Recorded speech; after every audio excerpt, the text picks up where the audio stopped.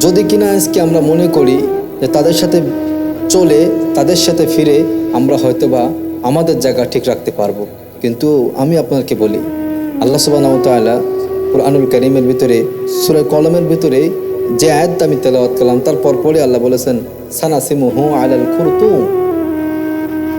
আপনি তাদের সাথে আজকে বেড়াচ্ছেন, ঘুরতেছেন, আল্লাহ সুবহানাহু ওয়া তাআলা কিয়ামতের ময়দানে তাদের গায়ে একটা দাগ লাগাই দিবেন। দাগ, খুরতুম এটা হচ্ছে নাসিকা, একটা দাগ লাগাই দিবেন। এই দাগের কারণে পুরো মানুষ জাতি তাকে দেখে বুঝে ফেলবে যে দুনিয়াতে থাকা অবস্থায় ওই 10টা অপরাধী এই সমস্ত ছিল। আজকে আমাদের ভিতর থেকে, ওলামা ইকরামদের ভিতর থেকে হোক আর আমাদের সমাজের সাধারণ মানুষ হোক না কেন, বা আপনি তাকে চিনতে পেরেছেন, বুঝতে পেরেছেন 10টা কাজ তার ভিতরে আছে, সে এগুলো করে, আর আপনি তাদের সাথে যদি লেগে যান